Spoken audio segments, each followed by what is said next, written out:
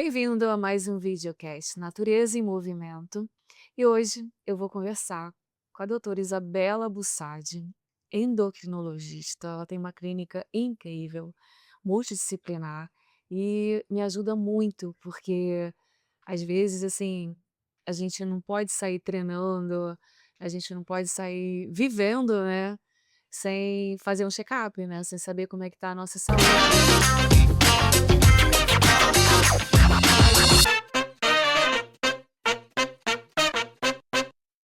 E eu queria, né, que a minha amiga que cuida de mim há tanto tempo, falasse um pouco da importância, né, porque um pouco, né, senão já ia ficar aqui até ano que vem, porque é muito importante. O importante de ter uma avaliação médica constante, principalmente para quem quer praticar esportes, né. Perfeito, Fernanda. Bom, prazer, estou muito feliz da gente estar junto, levando informação médica sobre estilo de vida, né, para tantas pessoas. E fico muito, eh, é muito interessante, né, você trazer isso, porque talvez um pouco no imaginário das pessoas existe a sensação que os grandes atletas, eles são pessoas muito saudáveis e que não precisam da medicina, né, que o estilo de vida por si só seria o suficiente para você construir a saúde. É lógico que 80% das condições clínicas, elas são evitadas, né, das doenças clínicas, elas são as doenças crônicas não transmissíveis, elas vão ser sim evitadas com um bom estilo de vida. Mas mesmo nas pessoas com muita, com assim, com hábitos muito positivos, muito consolidados de sono, de alimentação, de esporte, a gente precisa de uma rotina básica médica, né. E aí o que que é essa rotina básica? Sem dúvida, a visão clínica, que vai trabalhar ali muito a análise da parte cardiovascular, coração, vasos sanguíneos. Você conversou agora mais cedo, né, com Leonardo Metz-Savart, a questão ortopédica, né, toda aqui é extremamente importante. A gente precisa olhar muito também para órgãos que vão estar modulando o funcionamento do organismo, que vão ser os órgãos endócrinos, né, que a gente vai falar um pouquinho sobre isso. Então, ter uma avaliação hormonal, metabólica e cardiovascular é muito importante para a gente ter uma boa saúde e conseguir realizar atividade física com mais performance ainda, com boa performance e com segurança, né. Então, ser atleta, sem dúvida protege, mas não faz com que a pessoa se afaste da necessidade de ver um médico. Exato, então, mas, o que a gente conversa aqui, gente, não é sobre Fernanda Keller atleta, é sobre um protocolo que a gente está criando para que a gente possa compartilhar com todo mundo, né, quem está começando, quem não quer ser atleta, mas quer ter uma qualidade de vida, o quanto é importante a gente ter um acompanhamento médico. E realmente, como a Isabela falou, as pessoas têm esse mito, né, Sim. "Não, a Fernanda Keller é super atleta e tal", mas não, o atleta de alto rendimento, eu que fui a vida inteira, né, eu competi profissionalmente até 50 anos, a gente está sempre em déficit, porque a gente exige do nosso organismo muito mais do que o normal, porque para o alto rendimento não é totalmente qualidade de vida. O alto rendimento exige uma repetição extrema para que a gente consiga a perfeição daquele movimento, tempos recordes, e isso não às vezes é muito além, então a gente precisa ter a retaguarda de um médico, até assim, as pessoas assim: "Nossa, você não fica doente e tal?". Eu cuidava muito no alto rendimento da minha saúde, porque acaba de fazer um treino, você faz, sei lá, 5 horas pedalando, você entra num lugar fechado, o seu organismo ele está se recuperando daquele esforço extremo. Então, com certeza, ele está muito mais vulnerável do que uma pessoa que não treina aquela quantidade toda. Então, ter o acompanhamento médico é assim, é fundamental para eu não ficar doente, né, porque eu vou saber como suplementar certo, o que que existe ali no meu exame de sangue que vai revelar para Isabela, o que que eu tenho que melhorar, o que que eu tenho que cuidar, ou às vezes pequenas doenças que eu possa ter que eu preciso tomar algum remédio.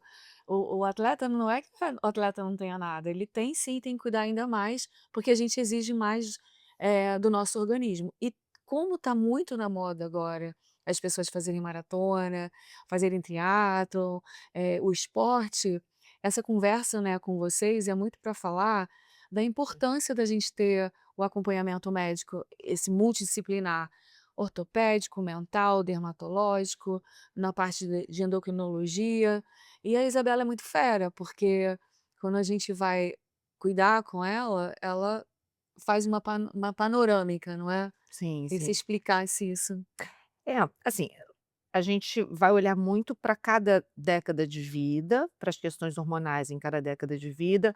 O fato de ser um atleta masculino ou feminino também tem olhares distintos, né, e sempre partindo do olhar clínico inicial. Então, do ponto de vista clínico, o que que eu preciso ver? Os órgãos como um todo, né, então eu preciso olhar para o coração, para as artérias, para sintomas gastrointestinais, para toda a questão ligada à digestão, eu preciso ver grau de hidratação, que é extremamente importante, então a função renal é fundamental, né, avaliação periódica, e a partir desse olhar mais macro, depois a gente vai especificando, né, o que cada um precisa de análise mais detalhada.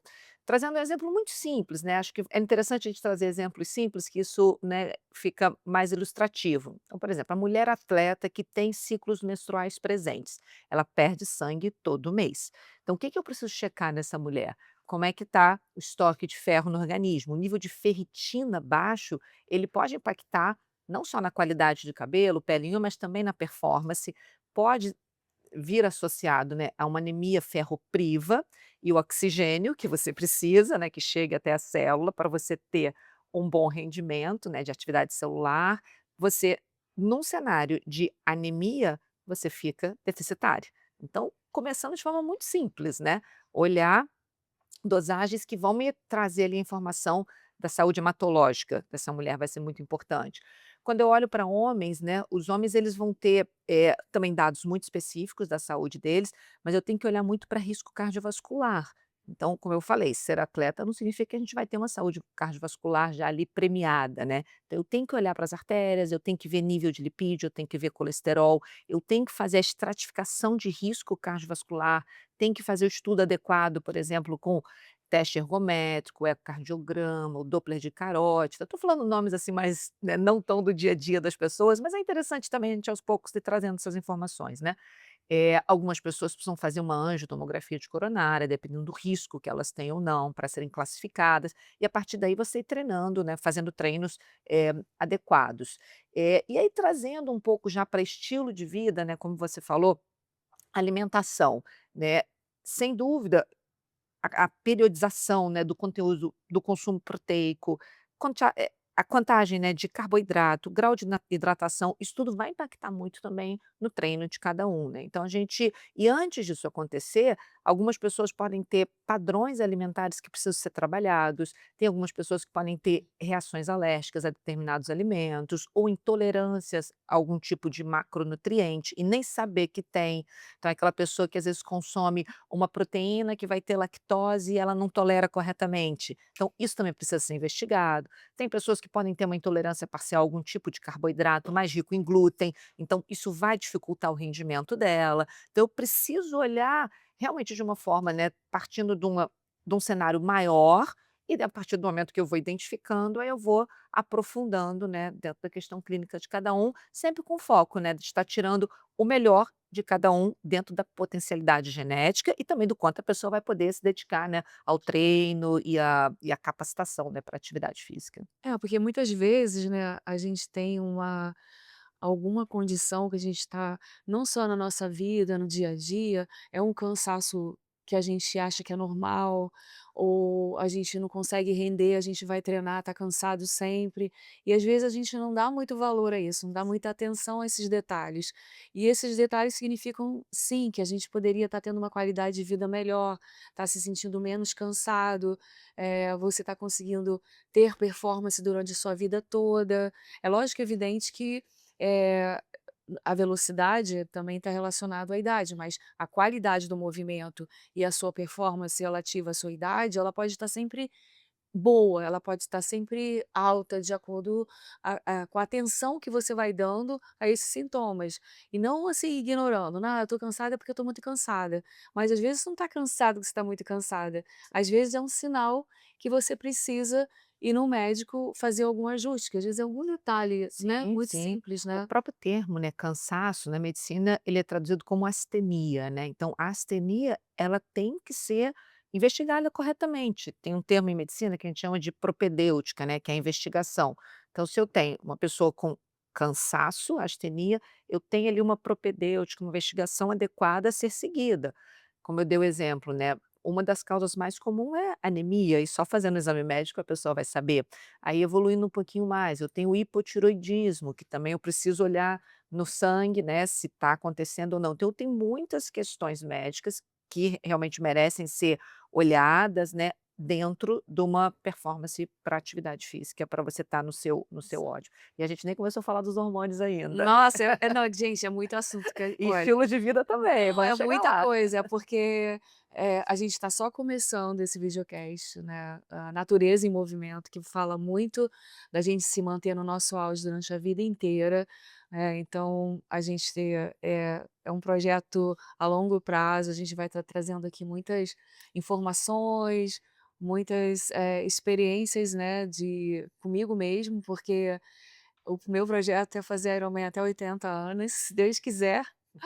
Mas o mais importante é trazer para vocês informações, conversar sobre assuntos que a gente considera relevante para o atleta, para o ser humano normal que quer fazer esporte e que são totalmente ligados à nossa saúde, porque sem ter boa saúde a gente não consegue viver bem. Imagina praticar esporte, então para praticar esporte, é isso que você falou, não confunda assim: "Ah, eu sou atleta, então eu tô com a saúde em dia".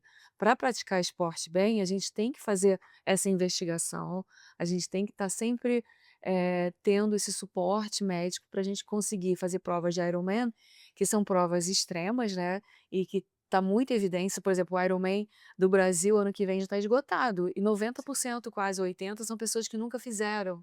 Tá todo mundo se E será que arriscando. todas fizeram avaliação clínica adequada antes? É, Fiquei então. curiosa com isso. Pois é, então acho que é muito legal as pessoas como a gente conversar sobre esse assunto, porque às vezes as pessoas acham que elas estão cansadas, elas não estão conseguindo melhorar no treinamento dela, não estão conseguindo ter performance, porque elas estão fora de forma, e não é fora de forma. Às vezes você está treinando, mas não está fazendo o dever de casa de cuidar de você mesmo, né, de saber o que é preciso você fazer com a sua saúde, que é muito individual, né, doutora Isabela? Sim, exatamente. E tem, assim, alguns elementos que o médico vai trazer, além de diagnóstico de condições clínicas, que é a orientação para o estilo de vida saudável, além da atividade física. Porque, lógico, o atleta ele já vai ter uma prescrição muito elaborada, muito sofisticada, do ponto de vista do treinamento, né. Mas aí se a gente der um passinho atrás e falar do sono, como é que esse atleta deveria estar dormindo? E a medicina, hoje em dia, ela se debruça muito a entender quais são os melhores padrões de sono para você ter um melhor rendimento. Então, assim, falando de forma muito resumida, as pessoas acreditam que muitas vezes dormir 7 horas à noite é suficiente. Se ela não estiver dentro do sincronismo circadiano adequado, se ela não estiver dormindo antes das 11 horas da noite, ela já está contando contra a natureza. Então, Eu tenho que fazer esse meu exame, então vamos olhar, temos que olhar para uma polissonografia, e entender se a arquitetura do sono está adequada, se você está conseguindo fazer todas as fases do sono como deveria, se você está tendo o percentual de sono profundo adequado dentro das 4 fases, que é o que a gente chama de N1, N2, N3, N4, a gente tem as 4 fases que se repetem, né, ao longo da madrugada, então a gente já não aceita mais a dormir 7, 8 horas. Isso foi lá atrás, né. Então a gente é muito mais específico nessa abordagem, hoje em dia, nessa avaliação. Eu quero saber arquitetura e se eu estou entregando corretamente para o meu cérebro o tempo de descanso profundo. Porque quando a gente entra em sono profundo, é a hora que meu cérebro vai dar o washout, vai fazer a limpeza daquelas impurezas, vamos dizer assim, do processo oxidativo, né, que aconteceu ao longo do dia. Se eu não tenho essa fase de washout adequada, eu já amanheço cansada. E exato. mesmo tendo dormido 8 horas, é aquela pessoa que está cronicamente cansada, mas está com uma arquitetura inadequada, né, de sono. Então, a gente tem uma especificidade de avaliação clínica muito maior hoje em dia para sono. Quando eu falo em alimentação, eu vou olhar muito para a composição corporal do atleta. Então, eu tenho exames sofisticados também, por exemplo, a densitometria de corpo inteiro, que é o DEXA, né, que eu vou conseguir entender a proporção de massa magra, de gordura corporal e onde essa massa magra está distribuída e também se existe muita gordura visceral, pouca gordura visceral. Então, mapear especificamente a composição corporal é o que tem de melhor hoje em dia. Também a gente não fica preso àquilo que a gente tinha no passado, né, de a prega cutânea, ela é interessante? É, mas tem métodos mais adequados para a gente entender, mais, desculpa, mais sofisticados, né, vamos dizer assim, para a gente entender melhor esse atleta. Aí, entrando também dentro, né, da avaliação corporal, eu tenho muitas mulheres atletas que, pela sobrecarga de treino, elas entram em amenorreia, né, elas não menstruam Aham. durante muito tempo. E o que que isso pode acarretar? Pode gerar uma redução da mineralização óssea. Então, eu posso ter uma densidade mineral óssea reduzida e maior risco de fraturas. Então, eu tenho, às vezes, uma atleta mulher achando que é muito saudável e ela pode estar com uma densidade baixa, correndo risco de fraturar. Porque a amenorreia, né, a não menstruação, é um fenômeno que vem junto com a redução do estrogênio. O estradiol fica muito baixo e isso compromete a massa óssea. Então, é extremamente importante para as mulheres atletas em amenorreia fazer a densitometria óssea e para algumas pessoas, né, dentro do desejo, esse exame, né, que é a densitometria de corpo inteiro. Então, só para a gente trazer aí a importância, né, E de a você quantidade de coisa a que você quantidade de tem para coisas, avaliar. exatamente. E aí quando eu vejo uma densitometria de corpo inteiro, vejo que, por mais que seja atleta, é uma pessoa sarcopênica, com baixa massa magra, como é que vai ser o aporte de proteína para essa pessoa? A gente tem que ter um cálculo, gramas de quilo de peso. Então isso é muito, específico hoje em dia, né. Então eu vou ter que fazer um aporte maior de proteína, tenho que vigiar o rim, tenho que vigiar o fígado, tenho que vigiar inclusive o tubo digestivo, porque às vezes muita proteína, eu faço refluxo, eu pioro a questão péptica, né, acidez. Então daqui a pouco eu estou dando muita proteína, mas a pessoa está evoluindo com uma esofagite, não pode, né. Então é tudo muito tem que ser é uma orquestra que tem que É ser uma orquestra. E, gente, eu acho a vida já um milagre, né, porque se a gente for pensar, eh, como o nosso organismo funciona, é tem lindo, muito detalhe. apaixonante, É né. lindo, tem muito detalhe, e tem muito detalhe para ser analisado e melhorado, né. Sim, Esse sim. aspecto que você falou do sono, eu considero também muito importante, porque não só do sono, mas do descanso, porque a maioria das pessoas quando começa a praticar atividade física, muitas pessoas elas usam a atividade física, de uma forma compulsiva e elas não se permitem descansar. É quase que uma culpa. Eu tenho muita dificuldade, às vezes eu estou treinando uma pessoa, e aí eu falo assim, ela acabou de fazer uma prova, né, ela acabou de fazer uma prova, eu falei: "Não, essa semana qual é o meu treino?" Eu falei: "Essa semana você faz o que quiser, não precisa treinar, é só recuperar". Numa dificuldade que aquela pessoa tem para entender que ela não precisa treinar, ela pode só ir dar um mergulho na praia, então essa questão de dar o tempo para o organismo recuperar, porque o sono, a hora que a gente está dormindo, é a hora que a gente recupera.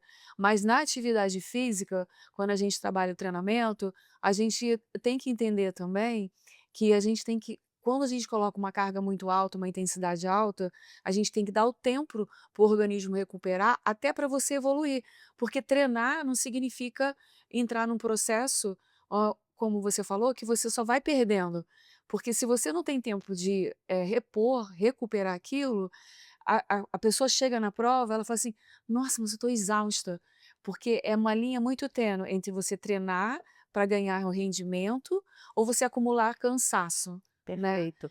É diferente total. Perfeito, excelente, Fernando, você ter trazido esse tema, porque às vezes as pessoas também têm a sensação que o sono é o tempo de descanso suficiente, mesmo que seja de boa qualidade, não é, porque a exaustão física, ela está ativando porque muitas vezes as pessoas associam o estresse a estresse mental, e não é. O estresse é uma resposta fisiológica secundária a 2 mecanismos: estresse físico e estresse mental. Exato. Então, o que você está falando é o treino extenuante, um treino de alta performance, é um estresse físico, que está mobilizando minha atividade suprarrenal. Eu estou mantendo níveis aumentados de cortisol e de adrenalina. Eu estou com esse tônus adrenérgico alto. E isso merece sim períodos de pausa após, né, ter encerrado aquele ciclo.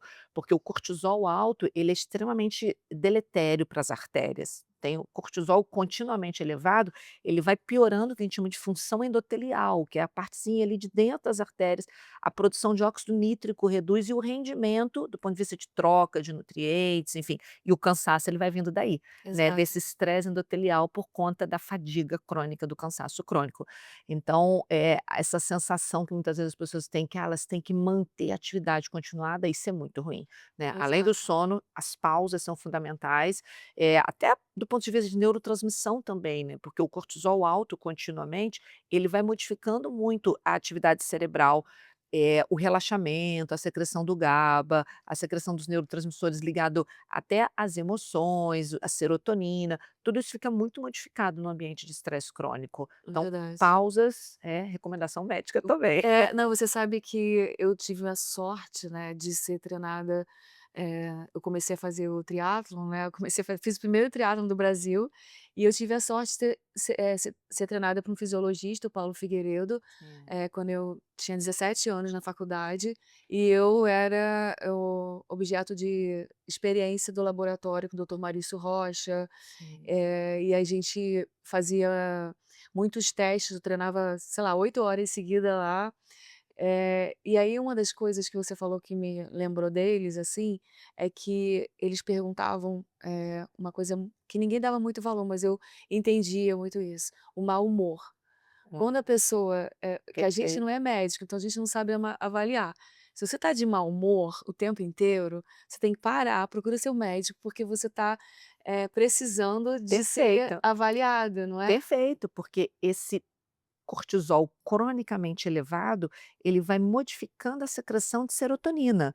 Então a pessoa está sempre impaciente, ela perde um pouco ali, da capacidade até de sorrir, ela está sempre de mau humor, ela está vendo aspectos mais negativos da vida, e aos poucos ela vai perdendo até o interesse na atividade. Sim, Então sim. você modular essa atividade serotoninética através do descanso é fundamental, É. fundamental. E o atleta que está começando agora, ele tem que entender que, mesmo para os atletas profissionais, na rotina, tem um momento que você sai, aí o meu treinador falou assim: "Eu não quero que você pense nem em prova na véspera de prova, eu quero que você vai passear, se divertir e tal, para no dia você estar bem, você estar descansada", porque descansar a mente é também fundamental, porque senão a gente fica naquele ambiente que parece que a gente já cria assim, então pense gente, quem está fazendo entrando no esporte, pensa em equilibrar, porque vocês não vão perder rendimento descansando, pelo contrário, quando voltar para o treinamento, você vai estar com mais gás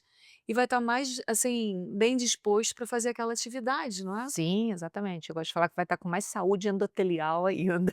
Saúde endotelial é porque é a região que produz óxido nítrico, então a performance no exercício vai ser ainda melhor, né. Descanso faz parte do tratamento, né, faz parte, sem dúvida, né.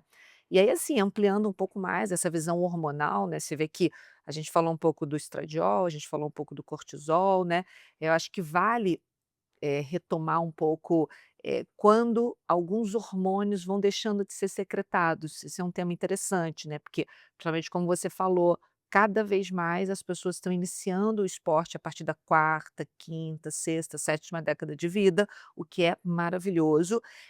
Mas eu acho muito importante a gente entender que o nosso corpo ele está mudando continuamente, né, e com o processo de longevidade, sem dúvida o esporte ele vai ser um grande motor, né, de fazer com que a gente preserve o que a gente chama de health span, né, não é mais só sobre o lifespan, prolongar o tempo de vida, e sim prolongar o tempo de saúde, né. Então, Exato. para a gente prolongar o tempo de saúde, a gente precisa do esporte, a gente precisa da alimentação. E precisa entender que a Que é partir um da outro tratamento, isso, né, que a é partir um do outro tratamento. quarta, quinta década de vida, alguns hormônios podem reduzir. A gente tem um processo de redução de atividade ovariana, testicular, suprarrenal, são as glândulas que vão promover a síntese do estrogênio, da testosterona, e são hormônios que vão estar impactando ali na performance. Então Então, uma avaliação vamos guardar esse assunto, porque ele para a é um outro próxima. assunto para o próximo episódio, Tá bom. porque é muita informação. Vocês viram que a gente vai conversar durante todo esse tempo, do videocast, né, a gente vai estar trazendo muita coisa nova, muita novidade, e, eu queria que vocês, seguissem a Isabela, porque a Isabela está sempre postando, está sempre colocando coisas novas, novidades, ela está na frente de pesquisas, eh, ciências, né, Sim, sim. coisas da mulher, então no próximo episódio a gente vai falar sobre isso, porque realmente é um dos objetivos aqui desse protocolo Fernanda Keller. Eu escolhi pessoas que realmente cuidam de mim, para a gente trazer esse protocolo aqui, compartilhar com vocês, essas informações e deixando bem claro que a gente está aqui para cuidar de vocês, mas sabendo que esse protocolo não é meu, é um protocolo para todo mundo, né. Sim, acho que o objetivo principal é promover o letramento em saúde, né, com Exato. foco em qualidade de vida. Então, a partir do momento que você, como esse grande exemplo, leva os elementos que ancoram boas decisões de saúde para as pessoas, isso é absolutamente libertador para todo mundo, né. É, e é individual, cada um com seu, Sim. tá. Fala seu Instagram para o pessoal, sua mídia, Isabela Bussadi, é o meu Instagram, segue e lá. eu sempre estou tentando levar questões ligadas à prática, mas sempre baseada em evidência, baseada em ciência, baseada em pesquisa. Então, a ideia é traduzir, o que a gente chama de last mile, né, essa última milha, né, da ciência no dia a dia das pessoas de forma bem leve e descontraída, tá, Fernanda? Não, exato, ela é muito maravilhosa, que ela explica de um jeito que todo mundo consegue entender. Eu também estou sempre aprendendo, estou sempre lá me consultando com a Isabela. E é isso, eu quero que vocês não esqueçam de assinar o nosso canal, o nosso videocast Natureza em Movimento, e sejam muito bem-vindos. Aloha!